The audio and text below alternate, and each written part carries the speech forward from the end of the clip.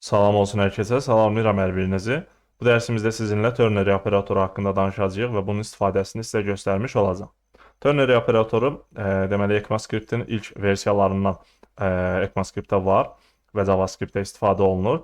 Normalda yəni şərt strukturlarını biz bilirik. Məsələn, if else istifadə edirik və ya switch case istifadə edirik. Burada ternary operatoru da bunların bir başqa versiyasıdır, formasıdır deyə bilərik. Yəni çox sadə bir yazılışı var.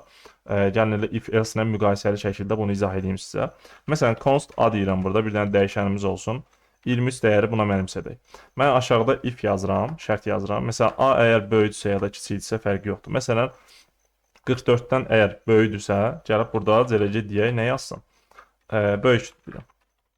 Böyükdür deyirəm və else yazacağıq burada. Əgər o şərt ödənmədiyi halda gələcək bura düşəcək və burada da məsələn böyük deyil yazırıq. Böyük deyil yazırıq. Ctrl S eləyirəm. Böyük deyil cavabı bizim üçün konsola yazıldı. Niyə görə? Çünki artıq biz bilirik də buradan true cavabı çıxmadığı üçün else düşdü. Buranı işlətmiş oldu. İndi biz bunu ternary operatoruna necə yaza bilərik? Baxın, ternary adından görsəndiyi kimi 3 hissəyə bölünür. Gəlin istəyirsiniz yazaq, ondan sonra göstərim. Məsələn, let result deyirəm. Məsələn, buna mənimsədək, nəyi mənimsədək? Şərtimizi burada yazaq. Baxın, burada yazıram, eyni şərti yazıram 44. Sual işarəsi yazıram, fikir verin. Result dəyişəni təyin etdim burada. Bunun qarşısında birbaşa şərti yazdım. A böyükdürsə 44-dən sual işarəsi yazdım. Baxın, əgər A böyükdürsə 44-dən bu hissə icra olunacaq. Böyükdür olacaq. Baxın, yəni bu mənimsədiləcək resulta.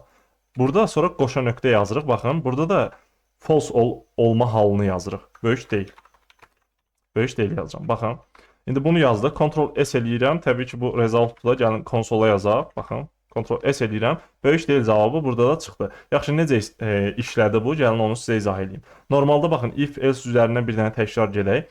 Burada necə işləyirdi? Bura true olduğu halda bu ifin içərisi işləyirdi və else-i icra etmirdi. Amma bura false olduğu halda, bu şərt false olduğu halda if icra olunmurdu, onun else icra olunurdu. Elə deyil. Burada da onun şahidi olduq. Böyük deyil cavabı bizim üçün konsola yazıldı. İndi burada isə resultda necə oldu? Ternary operatoru necə istifadə olundu burada? Baxın, 3 hissədən ibarətdir. Fikir verin. Şərt hissəsi, birinci true olanda icra olunacaq hissə, bir də ki false olanda icra olunacaq hissə.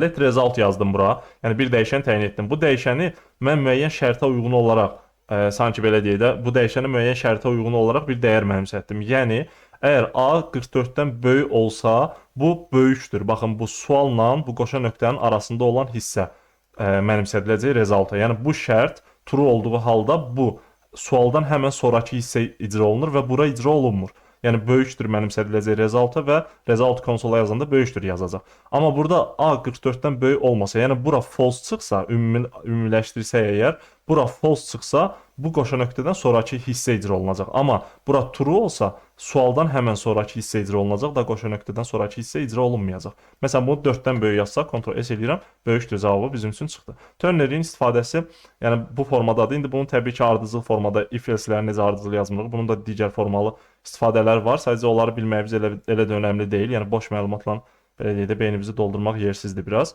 Təbii ki, istifadəsi lazım olsa axtarıb tapa bilərsiniz. ChatGPT-yə belə soruşsanız, oradan ən rahat formada sizə təqdim edəcək.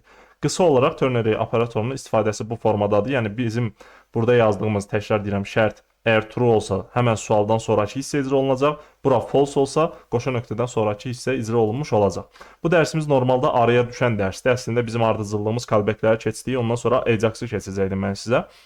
Sadəcə şərt strukturlarını keçdiyim zaman mən bunu sizə izah etməmişdim. Ona görə də burada araya salıb izah etmək istədim. Və indi bir sonraki dərsdə Ajax haqqında danışacağıq, Ajax haqqında danışacağıq. Ondan sonraki dərsdə də çox güman ki, onun belə deyək də praktikasını, yüngül bir praktikasını görmüş olacağıq. Və çalışacağam orada əgər if else ehtiyac olsa ternary istifadə edeyim, həm də praktik olaraq görəsiniz. Amma çətin bir şey deyil. Dediyim kimi bu formadadır. 3 hissədən ibarətdir. Bura true olanda həmən sualdan sonrakı hissə, bura false olduğu halda isə qoşa nöqtədən sonrakı hissə icra olunacaq. Yəni bura mənimsədiləcək bura. Da gəlib burada return falan özünüz yazmayın. Bu özü return eləyir. Yəni bunu mənimsədir zaten bura. Belə bu ternary operatorunun istifadəsi idi. Sonra bir sonraki dərsdə Ajax haqqında danışacağıq. Növbəti dərsdə görüşək.